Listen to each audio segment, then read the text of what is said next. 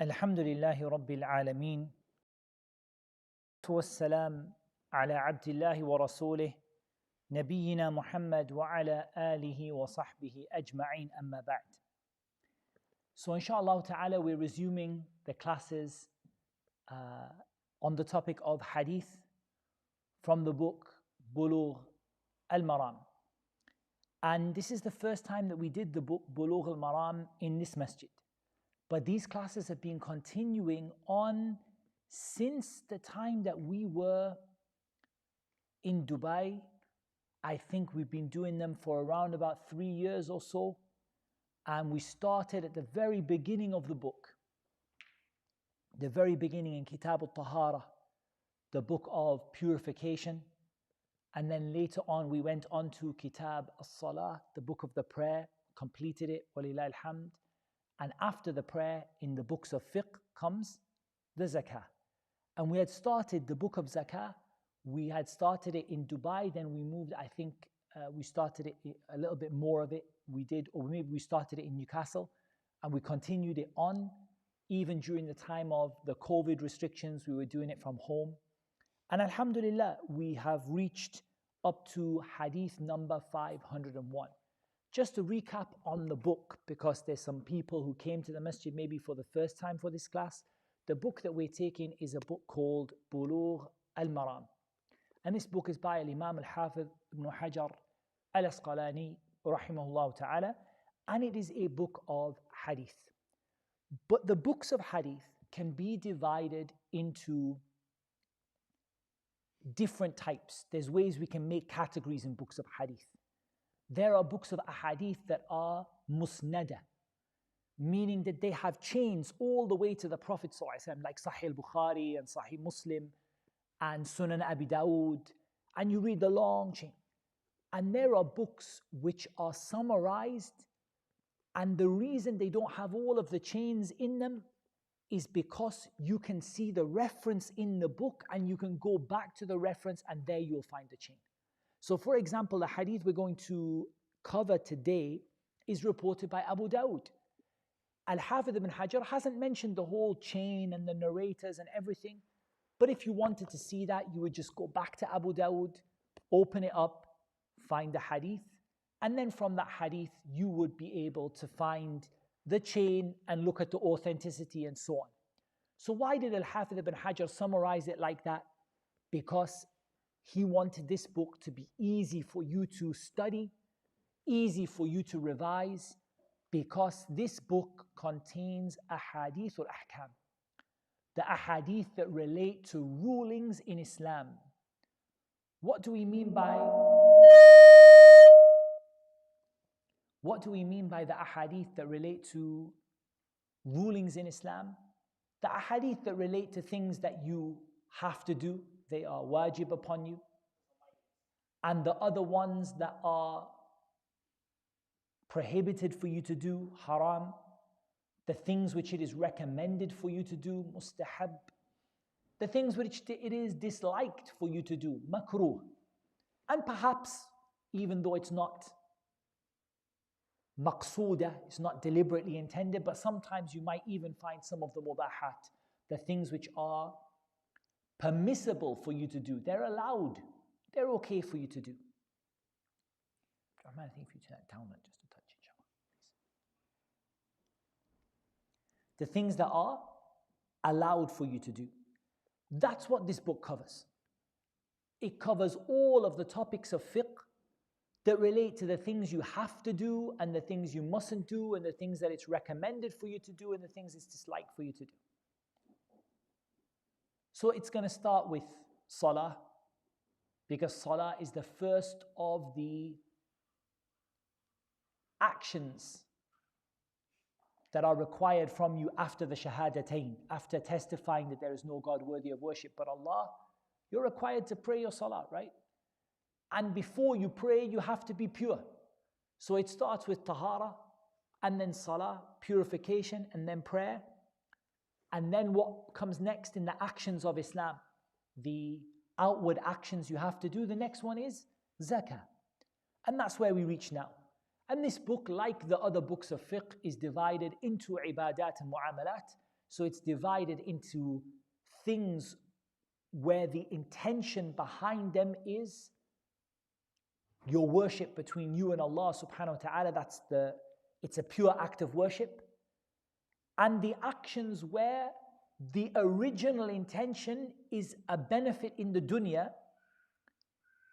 but you do it in the way that Allah commanded you, like marriage and trade and so on. And we call these the mu'amalat.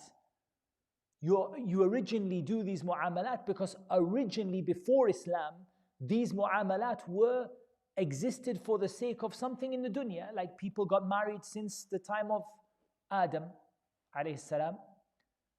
But Allah Azza wa Jal commanded us to get married in a certain way and so on. And so it falls from that category, it falls into an act of worship. So this book is divided into these two, and we're still into the section that deals with ibadat, acts of worship. And we're into the topic of zakah. And we covered many of the types of zakah already, but we now came to an important kind of zakah. And this kind of zakah is narrated in a hadith وعن سمرة بن جندب رضي الله تعالى عنه. This hadith narrated from Samurah ibn Jundub رضي الله عنه. أنه قال كان رسول الله صلى الله عليه وسلم يأمرنا أن نخرج الصدقة من الذي نعده للبيع. رواه أبو داود وإسناده لين. Samurah, he said that the Messenger of Allah sallallahu alayhi wasallam used to command us to take out sadaqah. And here we said the word sadaqah, it means zakah here. Because when you're commanded to give sadaqah, what is the sadaqah you're commanded to give? Zakah, right? There's no other sadaqah that you're commanded, you're obliged to give. Kana ya'muruna, he used to command us, you must give this. And Allah Azza wa Jal calls zakah sadaqah in the Quran, إِنَّمَا الصَّدَقَاتُ لِلْفُقَرَاءِ وَالْمَسَاكِينَ, al-ayah, that the zakah is only for the poor people and the masakin till the end of the ayah. And Allah Azza wa Jal said, خُذْ مِنْ أَمْوَالِهِمْ صَدَقَةً, take from their wealth a zakah. So the words sadaqah and zakah are used interchangeably, and you understand that it's zakah by the context. Because if it was voluntary sadaqah, it doesn't come under the command of the Prophet ﷺ. So this is zakah. He used to command us to take out the zakah in those things that we prepared for sale. So the topic that we have today on the topic of zakah is the topic of urud at-tijara. Urud at-tijara. I first of all want you to get a tasawwur al-mas'ala, like they say, to have an understanding of what urud at-tijara actually are. So I'm going to use the English word, urud at-tijara, we're going to call it trade goods, business goods. The first thing I'm going to tell you about urud at-tijara is that there is no specific kind of goods that we're talking about. It could be cars, it could be pencils, it could be money, and it could be anything else that people buy for the intention of selling. And where we want to distinguish here is, what's the difference between things that you sell and trade goods? This is the first issue we're going to deal with. What's the difference between things that you sell and between trade goods? There's no zakah upon things that you sell in general, but there's zakah upon trade goods. What's the difference? Things that you sell things for many reasons. Sometimes I might sell this iPad because it's an old model and I want to buy a new model, and I'm kind of sick of it now and I just want to give it away, I want to sell it to somebody, so I sell it. That doesn't come under trade goods. I might sell my house because I want to move to a new house, a bigger house. Doesn't come under trade goods. It might come under zakah from the point of view of your money, your gold and silver and your pounds and dollars and dirhams, but it doesn't come under trade goods. Trade goods are the things that you buy, and the reason you buy them, the reason you buy them is for the purpose of trade. I didn't buy the house to live in. I bought this house because I want the price to increase and I want to sell it. That's the reason that I bought the house. So here we have to distinguish between four different situations. Four different situations that the scholars mention as it relates to distinguishing between these two, between things that you sell and trade goods. This is all for the purpose of tasawwur al-mas'ala, so you understand what we're talking about in the hadith. We haven't even come to the hadith, we're just trying to understand what are trade goods. So the first thing, let's give an example of something that you buy and your intention is not to sell it. That's the first category. So I go to the shop and I buy myself one of these tablets, this iPad here. I buy this iPad. Why did I buy the iPad? I bought it to use it. Might I sell it in the future? Maybe. Maybe I'll sell it when I'm finished. Maybe even my niyyah is to sell it once I'm done with it. But I'm not buying it for the sake of the price to go up or whatever and for me to make a profit out of it. I'm not buying it for trade. I'm buying it for using it. Selling it comes as a secondary goal later on. Maybe I'll sell it if the price is worth it. Maybe someone will come and offer me, this is only worth 200 and something pounds. Maybe somebody will one day in the masjid outside, we come from the salah and he says, brother, I'll give you 500 pounds. Why not? But that's not I didn't buy it for the reason of selling it. Let me give you the opposite example.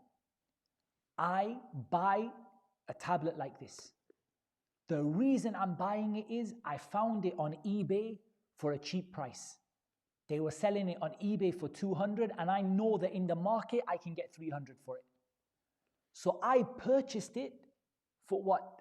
For the purpose of selling it. This comes under trade goods and it doesn't matter what it is. And you guys know if you trade on eBay or you buy things from Amazon, all the different things people sell. There's no way you can gather the names all together. Every different kind of thing. People make money buying and selling it. But when you bought it, your intention was to trade in it. You bought it for the reason of trade. Those two were pure examples. Where it gets to a problem are when the examples become mixed. So someone says, I'm buying a house because it's a good investment. And when I'm buying it, I'm going to live in it until the price goes high. You with me? So he bought the house for 150,000. He says, this house, I'm sure this area is up and coming. Inshallah, it's going to go high.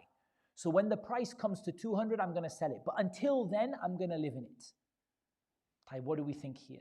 Is zakah due upon it or not? Yes. Because his intention is the trade. The fact that he's living in it is secondary. It's not the main reason. It's not the main reason. He's just living in it for the meantime. But his goal, his niyyah, his aim is to trade, is to make money out of it. His aim is living in it because, well, I'm not going to leave the house empty. I may as well live in it. I may as well rent it for a couple of years while the price is going up. But the intention behind it was trade, was to make money from it, to buy it for the reason of making money. And the smaller intention, the second intention or the small intention was, I'll rent it in the meantime because why should I leave the house empty? It's not making me any money if it's empty, right? So here, the person, it becomes due the zakah upon it. It could be the other way around. The main reason, as we said, could be usage. Someone says, I'm buying a house to live in, and if one day the price goes up, I'll sell it. This is not due zakah upon it. Because the primary intention, the main reason is to live in it. That's my house that I live in. And if one day the price goes high, maybe I'll sell it. But that's not my reason for purchasing the house. Now there comes a fourth issue. What happens if your intention is equal? Now someone might say it's a bit of a difficult one to imagine, but if you imagine that it's exactly equal, I want to sell it, I want to use it in equal amounts. Like my intention is to sell it and to use it. I'm buying it to sell and to use equally. Here, the majority of the scholars, they said that zakah is due upon it. The majority, they said that zakah is due upon it when your intention is even like that. Come back to the hadith. Hadith of Samurah. The Messenger of Allah used to command us to take out the zakah from those things that we prepared for sale. So now we've got an idea of what it means to prepare something for sale. But we have a problem with this hadith. The hadith narrated by Abu Dawood, وَفِي إِسْنَادِهِ لِينٌ. Its chain has a weakness in it. Hafiz ibn Hajar brought us a weak hadith. Why ever would he bring us a weak hadith? Al-Hafiz ibn Hajar is an imam in hadith, one of the famous imams in hadith. Why ever would he bring us a weak hadith here and tell us it's weak? He didn't bring it and leave it for us. He said, وَفِي إِسْنَادِهِ لِينٌ. It has a weakness in the chain. The reason he did that, rahimahullah ta'ala, is remember, he's writing a book of hadith. He's not writing his own opinion. If it's his own opinion, he can say, I believe, or my opinion, or my madhab is that there is zakah due upon trade goods. He can't do that because he's writing a book of hadith. He can only bring a hadith. So he brings a hadith, the meaning of the hadith is correct. But the hadith itself, as you look at the chain, has a weakness in it. So we now have to ask ourselves, do we have supporting evidence? Because we can't base our religion on a weak hadith. And what did the scholars of Islam say about urud at-tijara? So we say that the jamaahirul ulama, the majority of the scholars, including all of the four madhahib, the Hanafis and the Shafi'is, or the Hanafis and the Malikis and the Shafi'is and the Hanbalis, all agreed on the obligation of zakah on trade goods. All of the four madhahib. But we still need evidences. So we know that the Hanafis agreed you have to pay zakah on trade goods. The Malikis, they said you have to pay zakah on trade goods. The Shafi'is, they say you have to pay zakah on trade goods. The Hanbalis said you have to pay zakah on trade goods. Like we say, we need the evidence though. What's your evidence? They brought a number of evidences, and I'm just going to mention to you a few. The first is they brought from the Quran in Surah Al-Baqarah. يا أيها الذين آمنوا أنفقوا من طيبات ما كسبتم ومما أخرجنا لكم من الأرض. O you who believe, spend out of the good things that you have earned. Spend out of the good things that you have earned. Al-kasb means what you earned in your business. What the money you earned. Mujahid, when he was making the tafsir of this ayah, the great tabi'i, the student of Ibn Abbas, when he made tafsir of the ayah, he said, نَزَلَتْ فِي التِّجَارَةِ. This ayah was revealed about the zakah due on trade goods. So they gave an ayah from the Quran. The ayah in the Quran doesn't say zakah on trade goods, but the tafsir of the ayah is the ayah was revealed for that reason, and the ayah says, spend out of the good things that you have earned and what we brought from you from the earth. The second evidence they put forward is this hadith, the hadith in Sunan Abi Dawud. But we said the correct opinion about this hadith is the hadith is da'if. Did everyone agree the hadith is da'if? No. Ibn Abdul Barr said the hadith is Hasan, it's a fair hadith. But the correct opinion is the opinion that Hafiz ibn Hajar brought, and he said this hadith is weak. But they brought it as a supporting evidence. They also brought what is narrated by Ad-Daraqutni and Al-Hakim from Abi Dharr that he said, سمعت رسول الله صلى الله عليه وسلم يقول, and he mentioned in the hadith, he mentioned in this hadith, وفي البز صدقة or صدقته, and al-bazzu here, as it was said by Daraqutni and al-Bayhaqi, that it refers, that here it refers to the tijara. It refers to the, فهذا الحديث, he said this hadith includes an evidence for the zakah upon urud at-tijara, because the bez which is mentioned here is from the kinds of clothing. And we know there is no zakah due upon clothing, right? Material that the tailor keeps in the shop. There is no zakah due upon it, apart from the fact that it is trade goods, right? So trade goods include materials and finished goods. Trade goods include materials, so the tailor who keeps the material, the builder who keeps bricks, the and so on and so forth, the materials you keep, and or maybe the person who is making soap keeps oil, the oil that they keep to make the soap with. All of these come under, and the finished product, all of them come under trade goods. It doesn't matter whether you bought something as a finished product or you bought the raw materials for the reason of making the finished product. All of those come under trade goods. From the evidences that they brought forward,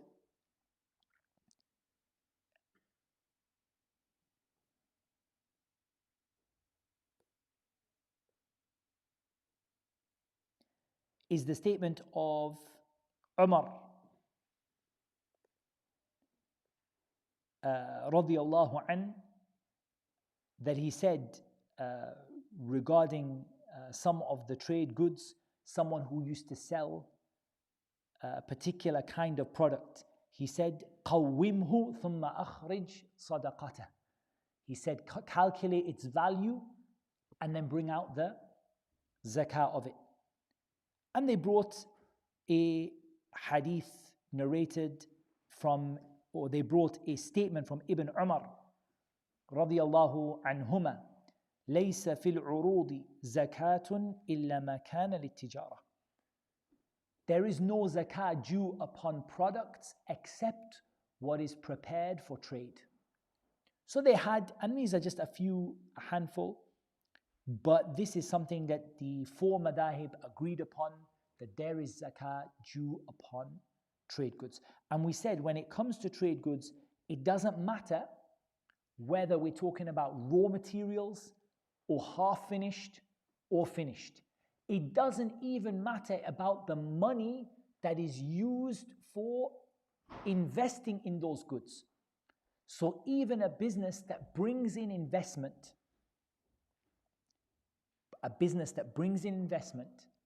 in order to purchase materials with it, this also comes under the same ruling of trade goods. So a business raises £100,000 to purchase the materials or to purchase the goods to sell them. That money that they bring in, that is also included in their trade goods. And the profit that they make when they sell them is also included within that. So here what the scholars say is, they say that it is actually, this is like a division of zakah upon gold and silver. It's the same kind of principle as zakah upon gold and silver. So first of all, what are the conditions of zakah? Generally, we've been talking about since we started the class. We've been saying, أن يحول عليه الحول. There has to be an Islamic year passes by. When does the Islamic year start for business goods? Does it start when you buy the goods? Does it start when you make the goods? Does it start when you bring them to the warehouse. When does it start? It starts as soon as you gain the money that is going to be used to purchase those goods. As soon as that money comes into the business, remember in Islam, we didn't really have a distinction between the business and the person at the end of the day. The person, and now we have limited companies, right? It doesn't really matter. The same idea applies. When the money comes into the possession of the business or the sole trader or the person, for the purpose of tijara, for the purpose of selling those things, the purpose of buying those things and selling those things. So how could it come in? It could come in through investment. Somebody put money in, the owner put money in, or someone else put money in. They took a halal loan. Someone put money into the business. When that money comes in, that's it. What's that money for? That money is there for growing the business. Okay, now we start it. The person purchases something with it, brings it in, the clock is ticking. They sell it, still the clock is ticking because that money is still part of the same process, right? The clock is ticking, whether they sell it or whether they don't sell it. The year goes by. At the end of the year, Islamic year goes by, 12 Islamic months. Then what do?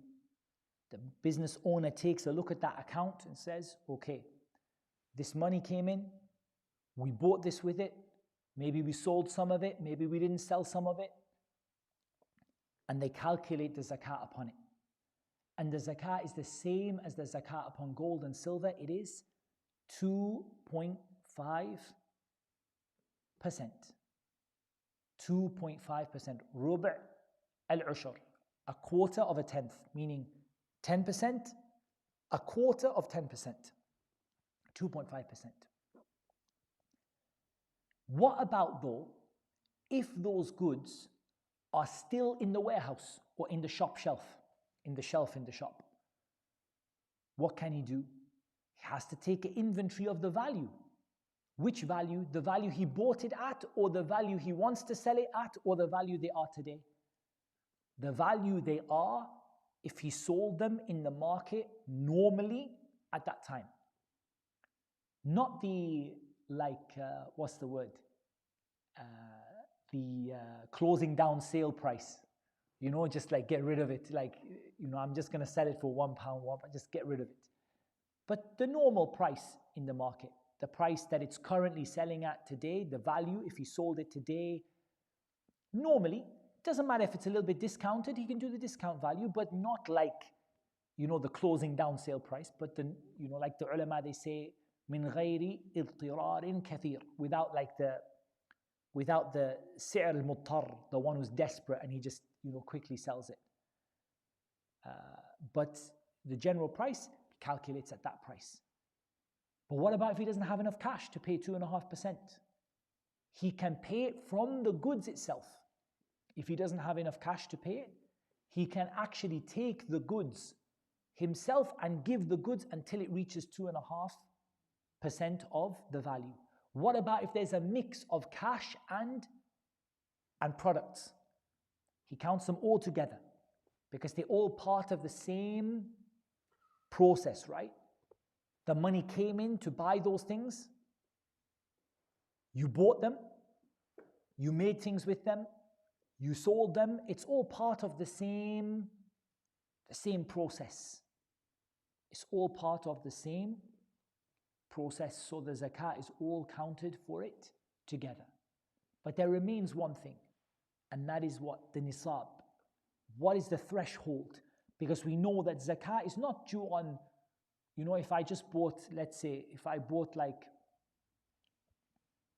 I bought 5 of these books to sell. I bought 5 of these Buloogh al-Maram books to sell. Is there zakah due upon it? It didn't reach the threshold. It's not expensive enough. So what is expensive enough? Expensive enough is the nisab of al-dhahab wal-fidda. It's either gold or silver. Gold is 85 grams of gold. silver is 595, whichever is lower, that's the one you use. So right now, what do you think 85 grams of gold is worth?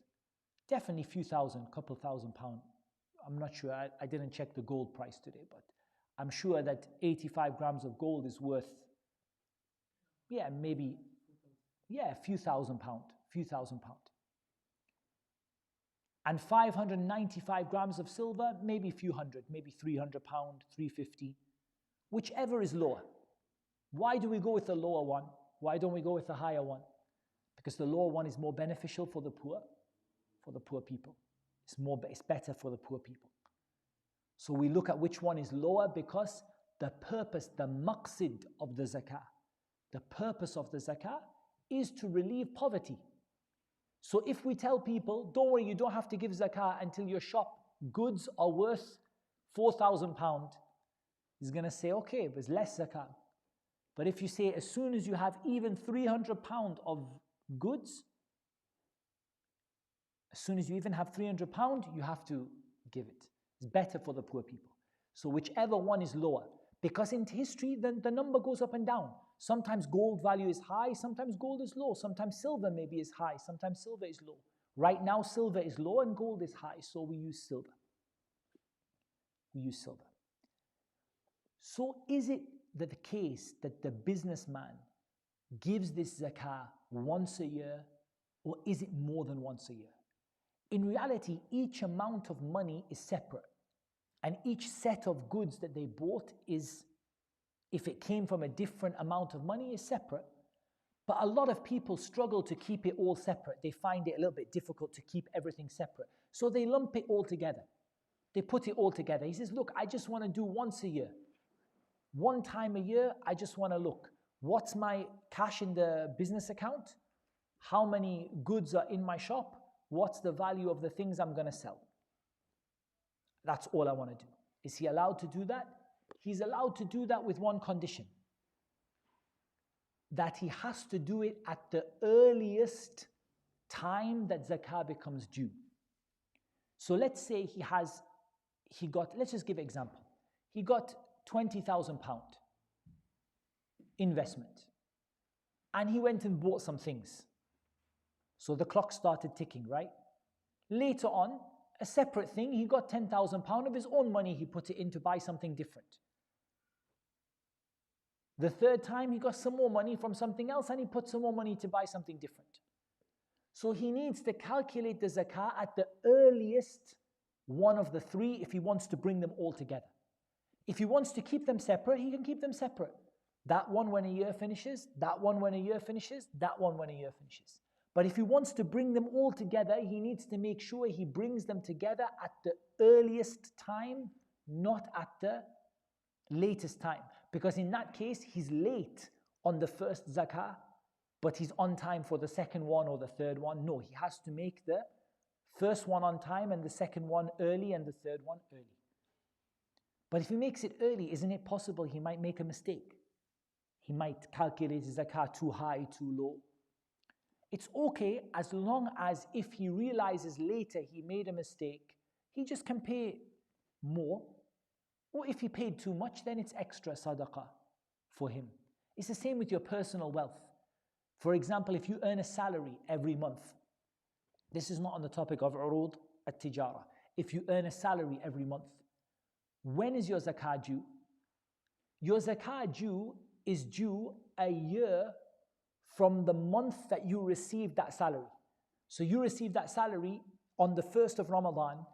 The zakah is due on the 1st of Ramadan for that month. You got zakah on the 1st of Shawwal. The zakah is due a year after the 1st of Shawwal. You got zakah on the 1st of Dhul Qa'dah. It's due on the 1st of Dhul Qa'dah. Some people say, Wallah, it's difficult for me. This salary every month, I'm calculating zakah, I just want to pay it in one go. No problem, pay it in one go, but what's the condition? You pay at the earliest time. So you started your job in Ramadan, the earliest time is the next Ramadan. You have to pay at that time or before that time. That time or before. And you can pay for the year, you can pay for, it's okay, you can pay You can pay early, it's no problem. Because a lot of times in business and things, it's difficult every month or every week. Maybe some businessmen, they are bringing in money every day, bringing in money and spending, spend. And it's very hard for them to be calculating the zakah every single transaction they're making.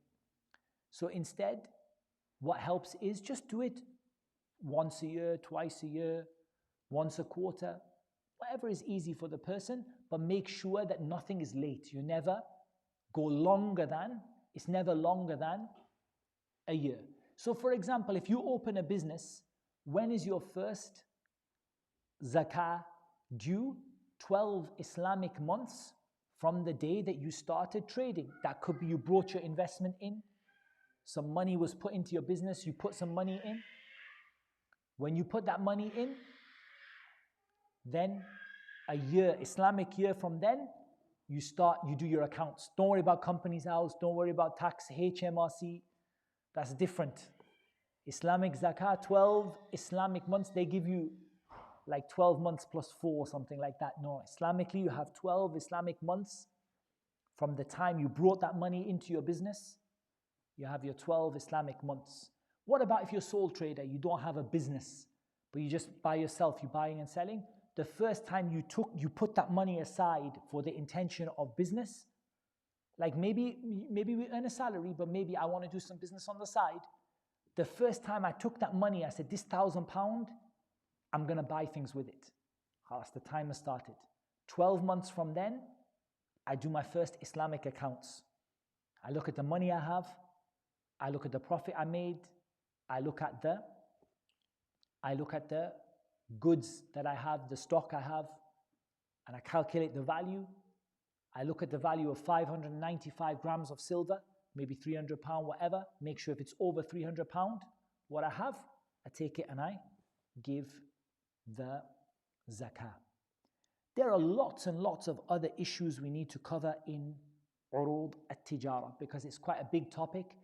But where sometimes it's important is, just to give you an example, sometimes when the value is very high of what you're buying and you intend to keep it a long time, the zakah can actually eat away a lot from the value. Usually zakah doesn't affect you, right? Because it's a very small amount of money and you don't really notice it. You made 100,000, you give 2.5%. It's very small and it's not even, you don't even think about it. In 100,000, 2,500, very small amount of money. But sometimes the problem comes when you buy something for sale of very high value and you don't sell it for a very long time. High value, don't sell it for a long time. Like what? Like a house. I'm going to start real estate, buying and selling houses. So a person buys a house. Maybe they're going to wait 5 years. Maybe they're going to wait 10 years before they sell the house. Every Islamic year that goes by, they're paying 2.5% of the value of the house. Let's imagine the house is £200,000. Bought the house. Reason they bought the house, it's going to go up, I'm going to sell it. It's going to go up and I'm going to sell it. But it's going to take time to go up. Maybe it's going to take 5 years. Every Islamic year that goes by is paying 2.5%. So 10% is 20,000, a quarter of that is 5,000. Every year 5,000 paid zakah. Next year 5,000. Next year 5,000.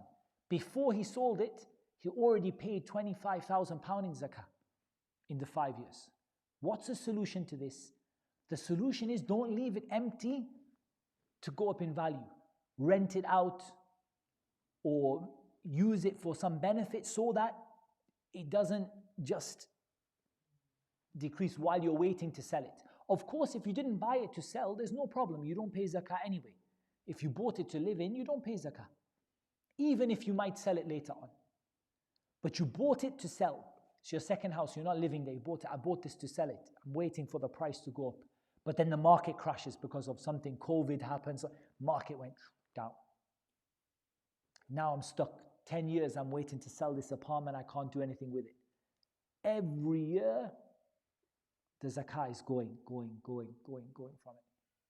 So in this case, you should try to use it for something in order so that you don't get caught out in that situation, which is one of the very rare situations where sometimes you can get caught out. So rent it out or do something with it so that you can benefit from it as well. And the money you get from that you can use to support you while you're waiting for the price to go up.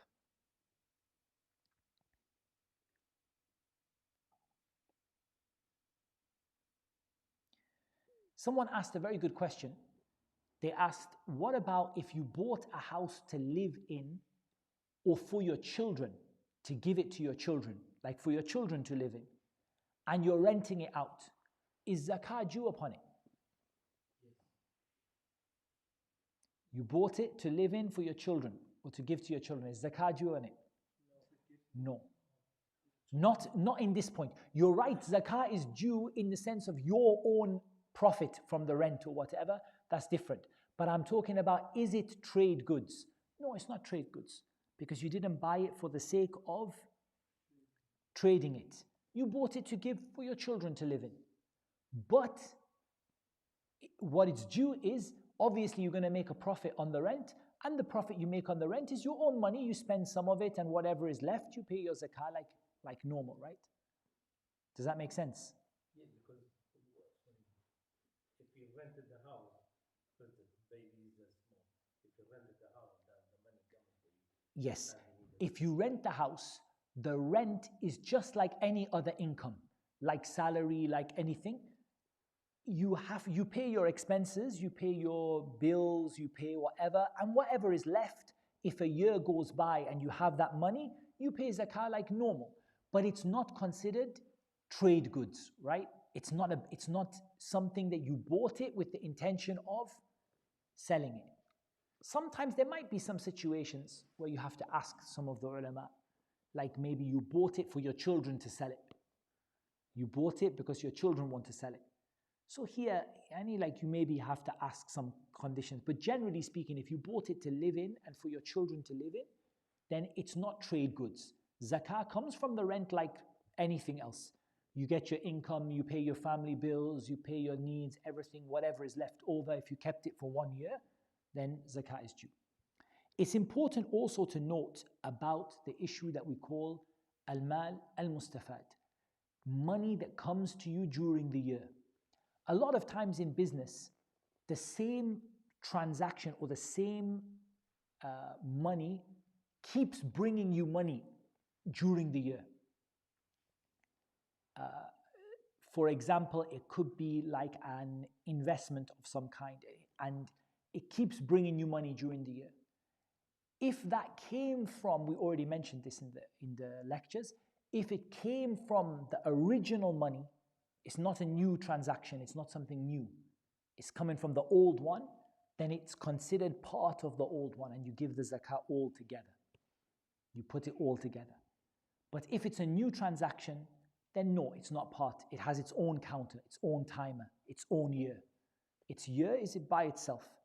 But sometimes you have money that is part of the original one. Like example, someone is selling, he doesn't sell all of his goods in one go, right? He sells one day, he sells 20%, one day he sells another 20%, one day he sells another 10%, 5 months later he sells another 10%. In one day he doesn't sell the whole thing. So all of these are counted on the same timer.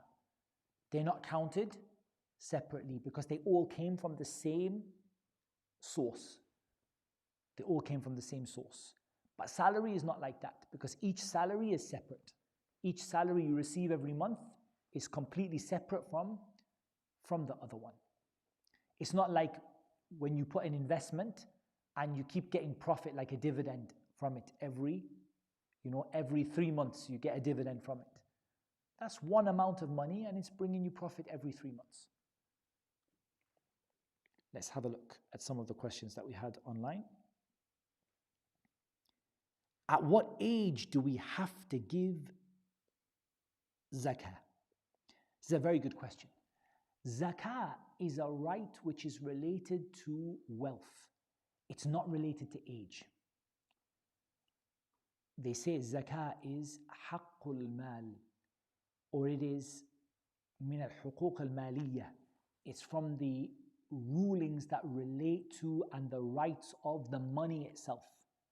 So it doesn't matter if that money belongs to a very small child. It doesn't matter if that money belongs to someone who is majnoon, insane.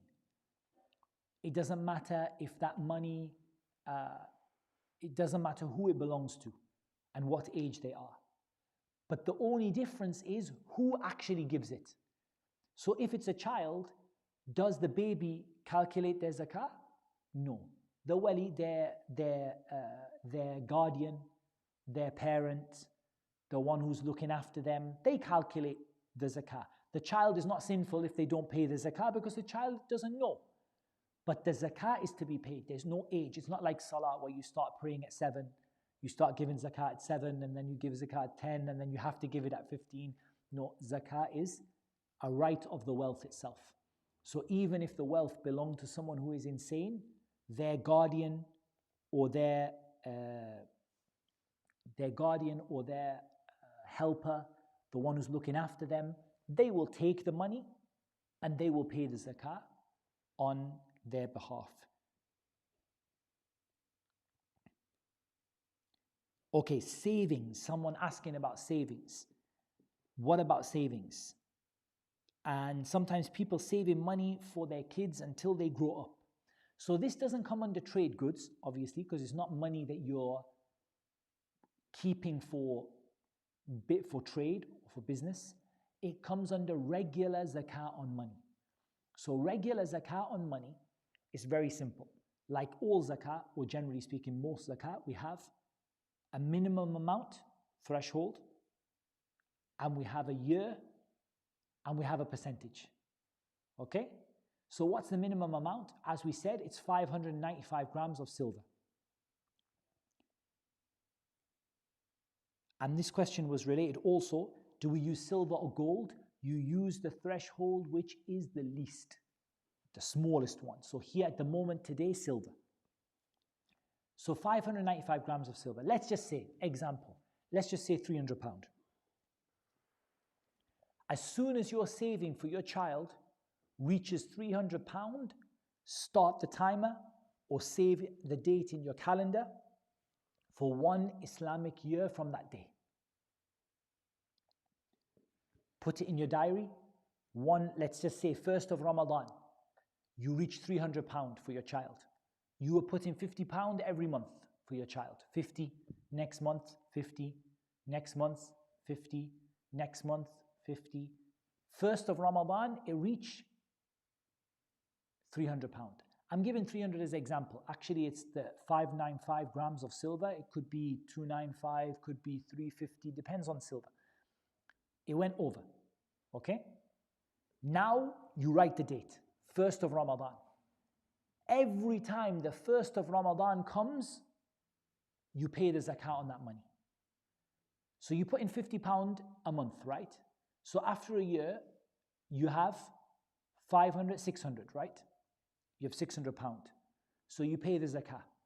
You pay 2.5%. So 60 becomes £15, right? On £600 becomes £15. You pay your £15. Now it became £585. Again, you put £50. Now the next year comes and it's £1,185 you have. So you pay on that 1,185, you pay a quarter of 10%, 2.5%. Then again, you keep saving, and then again, and so on every year. When do you stop the timer and start again? If the money dips below the £300, the money goes below. Maybe you had to spend it because you put it for your kids, but maybe sometimes you lost your job, you had to spend it. Okay, it's gone down. Okay, cancel the timer, start again. Now it's gone over again. Okay, it's gone over £300. Right, let's start the timer again. Start the timer. Every Islamic year that goes by on that date that it went over, you pay your you pay the zakah for them. So it could be like the day they were born. Maybe on the day they're born, somebody put, £1,000, started saving for them since they were born. Maybe before they were born even, someone started saving for them. But every year that goes by, they're paying the zakah on the whole amount. It's not like I've paid this, I'm not going to pay again. I pay every time, keep paying. But obviously, the amount is going up and up and up every year because you keep adding. If the amount ever goes below 595 grams of silver, then if it goes below that, then you stop the timer and start again. It's the same with your salary, it's the same with everything else which is personal. And this way, what we talked about when we talked about the business goods is very similar.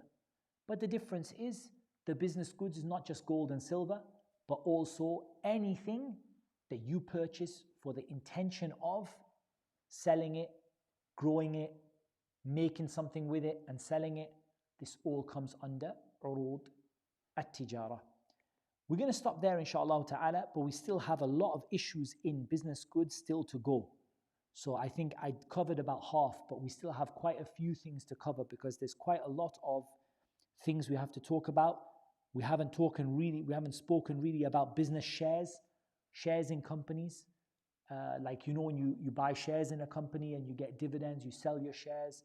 We haven't spoken about that either. So we have quite a few issues to talk about. But we have some questions from the brothers who are here. Is that somebody give have a business the name on the yes, the and the S, yes, and the tax money coming, and he's run away from the government and changing the name of the business for somebody.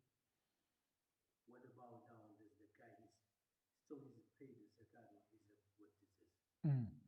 So here the situation is, I'm going to make your question more general. I'm going to make it very general. Is there any connection between the modern business structure, like whose name is the business in, change the name, close the business, open a new business, all the things that even tax evasion and all that type of stuff? Does this affect your zakah? The answer is no, it doesn't affect your zakah. Your zakah is still due the same, because this is between you and Allah. And you can't make a hila with Allah. You can't make a trick with Allah and go around, and say, this is not in my name, it's in my friend's name. Or, that's, if you do that with HMRC, that's your responsibility, and you take the punishment for it, or you take the uquba that they give you. Either they find it or they don't find. But a Muslim should not cheat. The Prophet ﷺ said, "Man ghasha falaysa minna." Whoever cheats is not one of us. But it doesn't affect your zakah. Your zakah is, your niyyah is between you and Allah. And that's why we said that Islam doesn't really have such a concept as the limited company. It doesn't matter Islamically. What matters is who owns that money. Who does that money belong to? So it doesn't harm. The limited company is fine. It doesn't harm anybody. But it doesn't really change the reality of the zakah. Because at the end of the day, the limited company has shareholders, right? Those shareholders, they are the owner of the money, right? If this company, let's say you have a company called Tim's Widgets Limited, and we're selling all different kinds of little things in the shop. At the end of the day, I own half and my son owns half. So the responsibility of that zakah is split between the two, same way. So it doesn't really change if you change the name to somebody else, or if you close the business and open a new business. In the sight of Allah, you can't go one way or the other. There's somebody run away from the tax man because he changed the name, run away. Say that is not my name. There's no pay tax. It's a haram on haram. Okay. So tax evasion and tax avoidance. So we're not talking about zakah. Okay, we finished zakah. We're talking about Western or let's say secular, non-religious tax. Okay? In the UK we have HMRC. May Allah Azza wa Jal keep you and me safe from them. We have HMRC. and they collect tax on behalf of the British government. Is it allowed for a person to evade or avoid two things, taxes? So there are two issues here. First of all, the Prophet ﷺ said, "Man ghasha falaysa minna," whoever cheats is not one of us. And he said, "Al-Muslimuna ala shurutihim." Muslims have to agree to their terms and conditions. So when you open a business in this country, you agree to certain conditions, shurut, right? You agree, I'm going to pay my tax. You agree to report your income to HMRC. You agree that you're going to, after 18 months, you're going to submit a tax return and this and that's you agreed. You made a shurut, you agreed. وَالْمُسْلِمُونَ عَلَى شُرُوطِهِمْ. Muslims have to agree to stick to those things they agree to. However, we know that much of that tax in the UK is spent upon haram.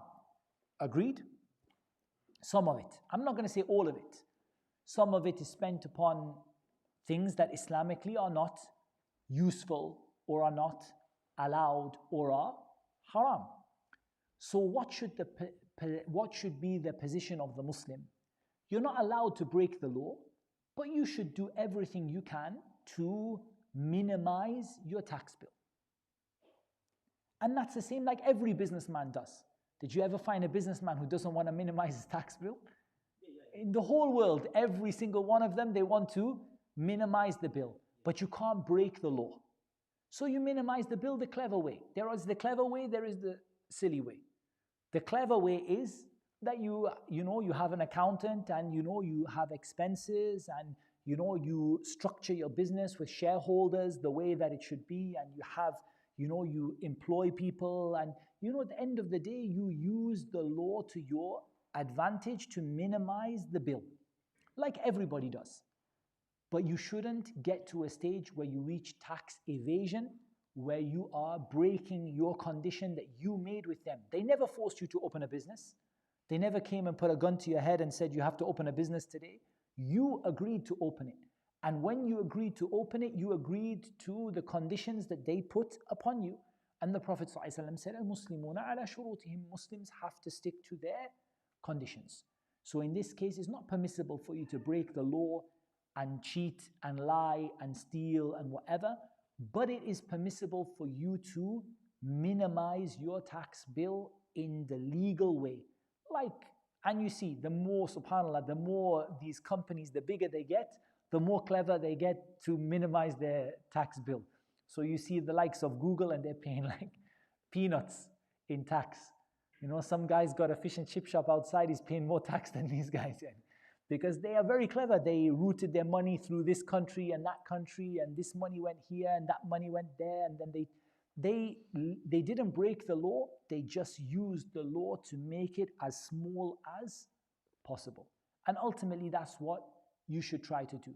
You should see that I want to minimize it. Why do you want to minimize it? Because at the end of the day, much of that money is going to some things that have no benefit in it. It's not like it's going to Bayt al-Mal in the Muslims, it's going to help the poor Muslim people. You don't try to minimize your zakah. Did anyone say they want to try to minimize zakah? You got to, lower your zakah bill, keep it minimal. Put some money here, some money there. We spoke about this. Do you remember we gave an example? Rahman, do you remember the example we gave of someone who tries to minimize their zakah bill? How do they do it? We gave the example with sheep. Somebody has, let's say, for example, 200 sheep. So what they do is they spread the sheep between different people, so that when the zakah collector comes, he says, I don't have these sheep. These are not all my sheep. That's his sheep and his sheep and his sheep. Is that allowed in Islam? No. Why? Because the purpose here, the Prophet ﷺ forbade and yujma', that you gather together that which was separate and that you separate what was gathered together. In other words, avoidance for the zakah. Because what is the zakah going to? It's going to the poor people, it's going to the needy people, it's going to what's important, it's going to what Allah loves. As for subsidizing, drunk people on the NHS, then at the end of the day, this is not in our interest. But We do what we agreed to do. We agreed to live here, we agreed to open a business here, so we agreed to pay our taxes. But like everybody else, we keep it as low as we can, like everybody does. And some people think that's immoral. Like, so I'm saying outside of the Muslims, some people say it's wrong. You should not try to minimize it. We say that minimizing it is يعني فطرة, يعني it's tabi'i, something normal, يعني everybody does it. But there are some people who say today you should not. They say that it's morally wrong, and why are you trying to minimize it? Why you should be thankful. But ultimately, that's not the case. In terms of non-Islamic things, you pay the minimum that you need to pay to stick to your agreements and your rules and your laws and so on. But for Islamic zakah, no, you don't try to minimize it by separating your sheep into groups or by bringing the other person's sheep together so you don't have to pay so much and stuff like that. There's another way that if somebody is doing, if he say they have a business, he's putting on the name of the son this year, next year he's putting on the daughter name. He's keep going like that every year. On if the dad left that business for the son, say that I am out, I'm retired, I'm the home. Because that way he's working with the son, keep going the business, and he will the son this year and next year for the son. So I give you this one, very simple. What he's doing, either it's legal or illegal. So you're talking about changing the name of the business to his children and things like that. Either it's allowed or not allowed. If it's allowed, there's no problem. If it's not allowed, then he can't do it. Just for the tax, because why? Yeah, but it's either like some of these things are allowed and some of them are not allowed. For example, I give you an example of one which is I can't say it's allowed because I'm not a tax advisor, but I just give you an example of one that many people do. Someone has a business, he gives his wife a share of the business. He gives his wife a share, like 30% of the business. Why does he give his wife a share of the business? Because when it comes to the dividend, she has £10,000 tax-free or whatever, and he has £10,000 tax-free, so he pays a little bit less tax. Generally, if it's not illegal, Islamically, it's not a problem. If HMRC say it's illegal, khalas, it's illegal, you can't do it. But if they say it's okay, you give your wife 30%, and then she has a bit more, you pay less tax because you both getting tax-free allowance together. So if it's allowed, it's allowed. But if it's illegal, they come and say, no, you're not allowed. We changed the law. Now from today, you're not allowed to do that now. Okay, then if you're not allowed to do it, then as a Muslim, you're not allowed to do it either. Does that make sense? So they have to go to, it's not for us to answer, it's they should go to their accountant and say, when I change the business to my son's name, is it allowed or not? It's allowed, but he's running away for the tax money. No one to pay. If it's allowed, it's allowed. If it's not allowed, it's not allowed. No haram. Islamically, it's not haram.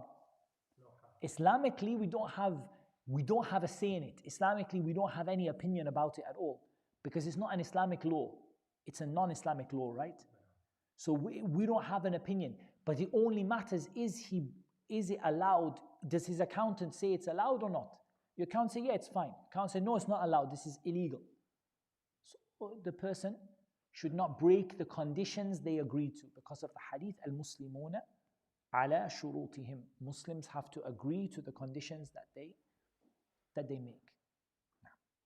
Okay, let's stop it there inshallah, so we have time for the adhan for Isha and we have time to ready. Do we have any more questions on the live stream today?